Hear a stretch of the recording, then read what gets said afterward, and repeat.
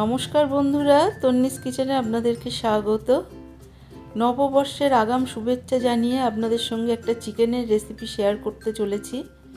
গোটা রসুন দিয়ে চিকেন কারি। আপনারা একঘেয়ে চিকেন খেয়ে যদি বোরিং হয়ে যান তাহলে এই রেসিপিটা অবশ্যই ট্রাই করুন। এই রেসিপিটা বানানোর জন্য আমি নিয়ে নিয়েছি 1 কেজি 250 পরিমাণ চিকেন। আর এখানে আমি কড়াই বসিয়ে দিয়ে দিলাম 200 গ্রাম পরিমাণ সর্ষের তেল। তেলটাকে ভালো করে গরম করে নিতে হবে। তারপরে দিয়ে দিচ্ছি 6টা মিডিয়াম সাইজের পেঁয়াজ কুচি। পেঁয়াজটা কিন্তু হাই হিটে আমাদেরকে ভেজে নিতে হবে। পেঁয়াজটা এখানে বেশি লাল লাল করে ভাজার দরকার নেই, মিডিয়াম ভাজলেই চলবে। দেখুন পেঁয়াজটা কিন্তু হালকা গোল্ডেন ব্রাউন হয়েছে। আমি এদিকে 2টো রসুন নিয়ে নিয়েছি। আপনারা চাইলে 2টোর জায়গায় 4টে রসুনও দিতে পারেন।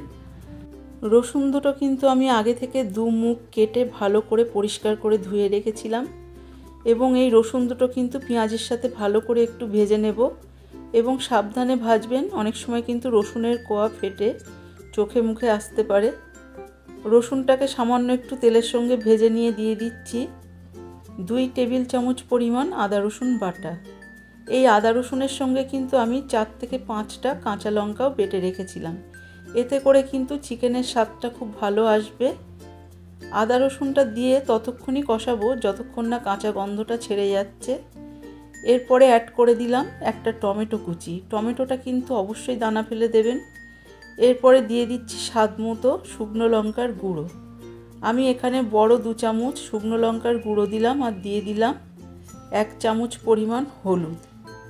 এই হলুদ আর শুকনো লঙ্কার গুঁড়োটা দেওয়ার পরে আমি 3 থেকে 4 সেকেন্ড মতো কষিয়ে নেব। শুকনো লঙ্কাটা কিন্তু তেলের মধ্যে দিয়ে কষিয়ে নিলে তরকারির কালার খুব সুন্দর আসে। এরপরে আমি রসুন দুটো তুলে নিলাম। রসুনটা তুলে নেওয়ার পরে দিয়ে দেব চিকেন। আমি চিকেনগুলো আগে থেকে ধুয়ে পরিষ্কার করে জল ঝরিয়ে রেখেছিলাম। চিকেনটা দেওয়ার পরে আমি কিন্তু গ্যাসের ফ্লেমটা এই সময় একদম লো টু মিডিয়ামে রেখে দিয়েছি। লো টু মিডিয়ামে রেখে চিকেনটাকে আমাদের 5 মিনিট মতো কষিয়ে নিতে হবে। 5 মিনিট চিকেনটা কষানো হয়ে গেলে দিয়ে দিচ্ছি 1 চা চামচ পরিমাণ নুন আর অল্প পরিমাণ গরম মশলার গুঁড়ো। আপনারা কিন্তু চাইলে এখানে শাহি গরম মশলার গুঁড়োটাও দিতে পারেন। আমি এখানে নর্মাল যে গরম মশলার গুঁড়ো সেটাই দিয়েছি। দিয়ে কিন্তু আরও 2-3 মিনিট মতো কষিয়ে নিয়েছি। এরপরে দিয়ে দিচ্ছি ভেজে রাখা রসুন। রসুনটা দেখুন মাঝখানটা চিকেনগুলো একটু সরিয়ে একটু তলার দিকে দিয়ে দিচ্ছি যাতে রসুনটা ভালোভাবে সেদ্ধ হয়। আমি কিন্তু এই রান্নাটা পুরো দমেই রান্না করব।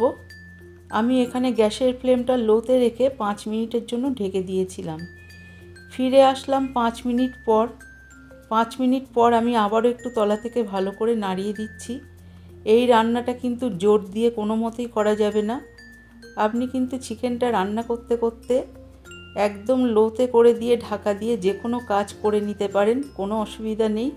এতে কিন্তু আপনার কাজেরও যেমন সুবিধা হবে আর রান্নাটাও কিন্তু আস্তে আস্তে হয়ে যাবে। আমি আবারও ঢেকে দিয়েছিলাম 5 মিনিটের জন্য। আবারও ফিরে আসলাম 5 মিনিট পর। 5 মিনিট পর ভালো করে তলা থেকে একটু নাড়িয়ে দেব যাতে তলা থেকে মশলাটা পুড়ে না যায়। পুরো রান্নাটাই কিন্তু আমি দমে করব। আর এখানে কিন্তু জল দেওয়ার কোনো প্রয়োজন নেই। আবারও নাড়িয়ে দিয়ে আমি 5 মিনিটের জন্য ঢেকে চিকেনটাকে বানিয়ে নিলাম। ফিরে আসলাম 5 মিনিট পর। এখন চিকেনটা আমাদের রেডি। এবার আমি একটা বাটিতে আপনাদেরকে সার্ভ করে দেখাচ্ছি। দেখুন কতটা লোভনীয় হয়েছে। আর এই চিকেনটা কিন্তু খুবই সফট হয়। এই চিকেনটা আপনারা ভাত, রুটি, লুচি, পরোটা, ফ্রাইড রাইস, পোলাও সব কিছুর সাথেই কিন্তু সার্ভ করতে পারবেন। আমার এই রেসিপিটা যদি ভালো লাগে অবশ্যই লাইক দেবেন, সাবস্ক্রাইব করবেন এবং প্রচুর প্রচুর শেয়ার করবেন। নববর্ষের দিন এই রেসিপিটা অবশ্যই ট্রাই করুন এবং সবাইকে খাওয়ান।